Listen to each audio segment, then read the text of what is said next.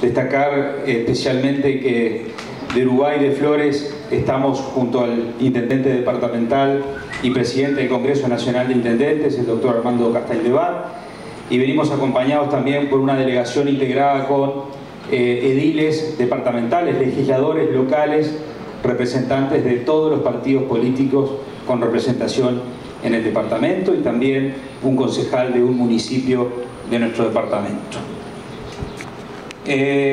Nuestra exposición va a ser sobre la articulación público-privado que se ha dado en torno a proyectos de reciclaje de la industria del plástico, fundamentalmente de los residuos generados por la producción agropecuaria ante el boom sojero, agropecuario, pero básicamente sojero, que vive nuestro país y que es también una característica de la región. Flores se encuentra ubicado en la zona centro-sur del país. Somos un departamento pequeño, el último en crearse en Uruguay a fines de 1800, 25.000 habitantes, la mayoría concentrada en la ciudad capital, Trinidad, un municipio, Ismael Cortinas, una extensión de más de 5.000 kilómetros cuadrados y una base económica agrícola ganadera. Participamos naturalmente en lo que son las exportaciones de carnes, granos, lana, leche, en fin, todos los principales rubros de ese sector. Antes de ir a la cuestión en sí, quiero mencionarles también que hace poco más de un mes hemos sido declarados geoparque, o sea, integramos la red global de geoparques, que tiene 100 geoparques en todo el mundo y que cuenta con el auspicio de la UNESCO. Hicimos un proceso muy largo de postularnos. Es una categoría de UNESCO. La mayoría de los geoparques están concentrados en China, en Europa. En América del Sur existen solamente dos, uno en Araripe, aquí en Brasil, y el otro en Uruguay. Nuestro geoparque, el primer geoparque del Uruguay. El geoparque es un conjunto de sitios de relevancia geológica, arqueológica, patrimonial, cultural, turísticos, que están interconectados entre sí y que le dan al territorio una potencialidad desde el punto de vista del desarrollo para aquellos lugares que justamente no tienen un componente convencional del turismo. No tenemos playas, no tenemos aguas termales, pero sí tenemos un gran patrimonio geológico con afloramientos rocosos. La edad geológica varía entre los 2.500 millones de años. Muchos de esos afloramientos rocosos surgen de lo que se llama el cratón del Río de la Plata, que por más de 500 años ha permanecido inmóvil. Son rocas muy duras como el granito y por eso en nuestros territorios no tenemos terremotos ni volcanes, pero esos afloramientos rocosos están integrados en una lógica de desarrollo turístico con articulación público-privado muy fuerte. Es decir, el geoparque pertenece en gran medida a la comunidad y el actor privado, las empresas gestionan el geoparque y los distintos sitios turísticos que ofrece, pero la geología es para nosotros una excusa para promover el desarrollo, el turismo y hacerlo de la mano del sector privado y generando puestos de trabajo para nuestra gente. El sitio emblemático de ese geoparque son las grutas del Palacio, cavernas que cuentan con más de 55 millones de años. Hay más imágenes también de nuestro geoparque, con museos. Tenemos 2 museos departamentales, en ellos hay incluso hasta huevos de dinosaurios, una hotelería importante, una reserva de flora y fauna con más de 1.200 animales, de 120 especies diferentes en semicautiverio. Y bueno, vamos a entrar ya un poco más de lleno en nuestra visión del desarrollo, que el desarrollo en realidad es una propiedad que emerge cuando dentro del territorio se dan ciertas cosas, es decir, hay una interacción entre actores, organizaciones, sector público, sector privado, se generan sinergias, nos adaptamos a las realidades y a los cambios del mundo y de la región. Lo que le decía recién, el boom agropecuario es algo que tiene relativamente pocos años y que ha hecho que el territorio se adapte a esa nueva realidad productiva. Necesitamos capacidad colectiva para realizar acciones en común, es decir, tenemos que tener una misma interpretación de la realidad y de sus posibilidades de cambio. Esos son conceptos de Sergio Guassier, de CEPAL Chile. Nuestro compromiso con el desarrollo sostenible, especialmente cuando actúan juntos los territorios locales, pueden generar iniciativas que después son apropiadas por el gobierno central desde el punto de vista de lo que es la sostenibilidad ambiental y el ejemplo que puso el amigo Hans sobre el municipio de Paragominas, ¿verdad?, que generó esa política de apoyo a la deforestación que fue después tomada por el Estado de Paraná, fue un ejemplo que realmente nos viene como anillo al dedo para ejemplificar esto, pero también en materia de residuos sólidos y en otras áreas de política ambiental, nuestro territorio ha generado antecedentes y políticas que luego han sido tomadas y apoyadas por ministerios. Este es un concepto de Anthony Giddens en la política de cambio climático. Nuestro contexto era que teníamos una mala gestión de los residuos sólidos, urbanos y rurales, un problema nacional, pero solamente de resolución local. Imágenes que son conocidas por todos, los vertederos a cielo abierto, envases de fitosanitarios, de agroquímicos esparcidos en nuestras praderas. Nuestro contexto también, como les decía, desde un explosivo crecimiento de la actividad agropecuaria. Según datos estadísticos del Ministerio de Ganadería, la producción agrícola en Uruguay creció de 876 a 2.583 millones de dólares entre el 2005 y el 2011. Entre el 2010 y el 2011 la intención de siembra para los cultivos de verano era de 1,17 millones de hectáreas y Flores se ubicaba, nuestro departamento, entre los 5 departamentos con mayor intención de siembra, 75.541 hectáreas. Imagínense que todo eso, estas son imágenes aéreas de nuestro departamento, donde se ve un panorama que es muy común, las praderas, la soja, los aviones fumigadores, porque hay una gran utilización de agroquímicos, plantas de silos.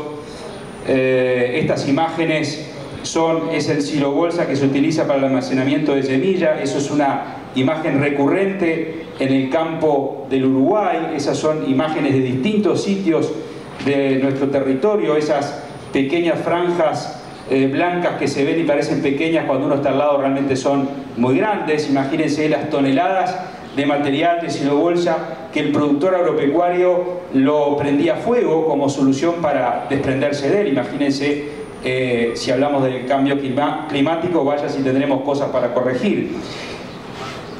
Otro de nuestro contexto eran los riesgos sociales asociados al problema ambiental de los residuos, imágenes que también son recurrentes, con un tema de infantilización de la pobreza y de gente que vive de la basura en las peores y más indignas condiciones, cerdos que se alimentan en los vertederos y que esa carne después es consumida por la población y naturalmente, claro, que por la población a veces de menores recursos que no tiene posibilidades de acceder a otras fuentes de alimentación, pero imagínense todos los riesgos que eso conlleva. Nuestro contexto también era de una escasa visibilidad pública del problema. Esa imagen me parece muy recurrente. Tendemos a querer ocultar el problema bajo la alfombra, es decir, es una cuestión de la sociedad. El vecino común y corriente de nuestros territorios locales no se preocupa tanto por cuál es la disposición final del residuo, sino que se preocupa más bien por no tener la basura en la puerta de su casa, de su domicilio. El ciudadano tiende a perder de vista que lo que genera como residuo también tiene que ocuparse el ciudadano de la disposición final de esos residuos, pero no había una conciencia de eso. Las carencias en materia de antecedentes de gestión y de políticas públicas. Me refiero con esto a que todos los que hacemos proyectos sabemos que se empieza con un árbol de problemas.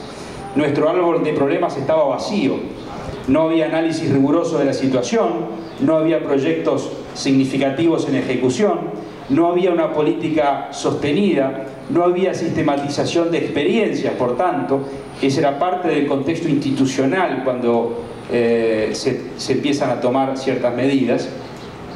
El proyecto Ecoflores en 2007 comenzó el plan de gestión integral de residuos, incluyendo recolección, clasificación y procesamiento, es decir, lo que alguien por acá hablaba de la logística de reversa. El objetivo general, actuar sobre los 3 procesos más importantes que existen en un territorio, es decir, el cambio social por un lado, el desarrollo económico y el cuidado del medio ambiente.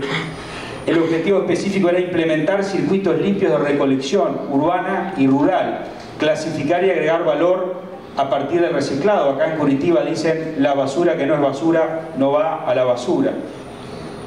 El objetivo específico 2, la alianza con los privados. Esto no podía marchar si no involucrábamos al sector de las empresas, tanto de las pequeñas y medianas como de las grandes empresas y productores agropecuarios y gremiales de productores. Esta imagen es ya en nuestra planta de procesamiento de residuos, donde antes estaba el vertedero a cielo abierto. Se han construido estas plantas desde el 2007, en el 2009 fue inaugurada una de ellas. Ahí está todo el material. Ustedes recuerdan la foto aérea con la imagen de esos hilos blancos, el silo bolsa, que ahí ya está en su estado cuando llega a la planta después de haber sido recolectado por los clasificadores o llevado por los propios productores agropecuarios. Las plantas de reciclado procesan envases de agroquímicos, básicamente herbicidas y insecticidas, nylon de silo fundamentalmente, también las bolsas de plástico que se dan en los supermercados y que generan una enorme contaminación. La operativa cuenta con un número aproximado de 30 personas, ex hurgadores, aquellos que estaban hurgando en el vertedero han tenido un proceso de reconversión laboral y social. En la planta trabajan 7 operarios. Los trabajadores actualmente reconvertidos se desempeñaban en el pasado, bueno, como les dije, como hurgadores. Hay abordajes multidisciplinarios que cuentan con el apoyo del Ministerio de Desarrollo Social del Uruguay a través del programa Uruguay Clasifica, fundamentalmente, cuyos fondos provienen de los fondos estructurales del Mercosur, esos fondos que se generaron donde Brasil y Argentina son los que más aportan para poder eliminar las asimetrías que existen adentro del Mercosur. El Ministerio de Vivienda, es decir, esos clasificadores que vivían en casas muy precarias y con problemas de vivienda, han logrado tener acceso a mejores viviendas por planes instrumentados por ese ministerio. El Ministerio de Industrias, que ahí veo a Alejandra Carrao, una compañera que es del ministerio y que ha apoyado mucho esto, porque perciben que esto es también una nueva industria en el departamento. Tengo que ir redondeando. Bueno, hay una vieja estación de servicio Texaco que la reconvertimos y es la unidad de gestión ambiental de la Intendencia, ahí está la imagen. Esto es un negocio inclusivo. Los negocios son inclusivos, se caracterizan porque operan bajo sistemas de economía de mercado. Tenemos claro que todo el negocio de los residuos opera en esa escala de una economía de mercado. Tiene que ser rentable por sí mismo, por lo menos mediano o largo plazo. Es ambiental y socialmente responsable y generan impactos reales en la gente que es beneficiaria. La gente logra cambiar la realidad de su vida cotidiana gracias a pertenecer a esos proyectos. El objetivo es integrar a esas personas y lograr la tan ansiada movilidad social ascendente.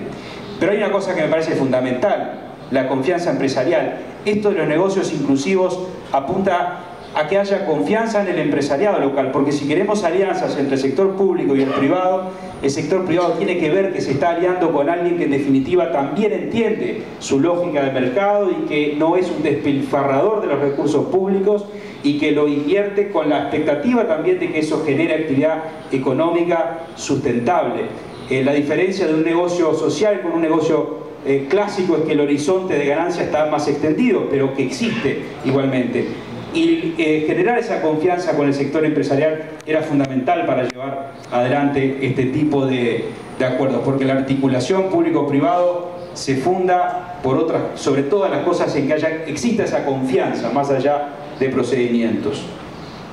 Finalmente, imágenes de nuestros clasificadores trabajando en la planta de reciclaje, procesando envases de agroquímicos, fabricando bolsas para residuos a partir del material reciclado, es decir, quienes antes estaban hurgando en la basura hoy son trabajadores de una planta industrial y de una planta cooperativa. Ahí los vemos en los circuitos limpios urbanos, colocando contenedores para los residuos clasificados. Los estudiantes de Flores participan y son promotores ambientales del proyecto Ecoflores. Ahí, durante una visita que el ministro de Industrias, Roberto Kramerman, realizó a la planta de reciclaje, porque para el ministerio es prioridad sacar adelante este tipo de proyectos, y nos financió una consultoría que nos dio elementos para ver cómo hacemos que ese proyecto, que empezó siendo una inversión pública local netamente y con fondos de la cooperación internacional, cómo eso se transforma en un negocio rentable y cómo eso genera socios privados. Nuestros clasificadores visitando las grutas del Palacio, porque el geoparque es de ellos también. Ellos tienen derecho a un turismo social e inclusivo y tienen sus jornadas de circuitos turísticos, de recorridas, de sensibilización. Y bueno, y ahí está el propio grupo de clasificadores, recicladores, tanto los que trabajan en la ciudad como los que recorren los campos y recolectan el material para la planta de reciclaje, que ahí estaban prontos para ir a una jornada de integración a nivel nacional. Y esa imagen me parece muy buena porque el clasificador también es una persona que puede ponerse un saco y una corbata y salir a contar sus experiencias. Y también quiero decirles que, bueno, que en nombre de ellos les queremos dar las gracias por permitirnos tener esta exposición en el día de hoy, porque todos ellos están al tanto de que hay una delegación de Flores presentando la experiencia de ellos, así que en nombre del Grupo El Progreso, muchas gracias.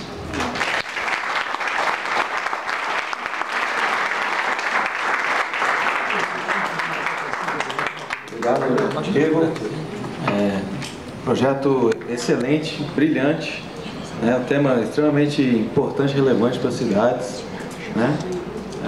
Podemos ver aí questão de sustentabilidade, inclusão produtiva, tecnologia, alianças entre o poder público e as empresas, enfim, oportunidades bem representativas, né, para fomentar o desenvolvimento local. Bom, vamos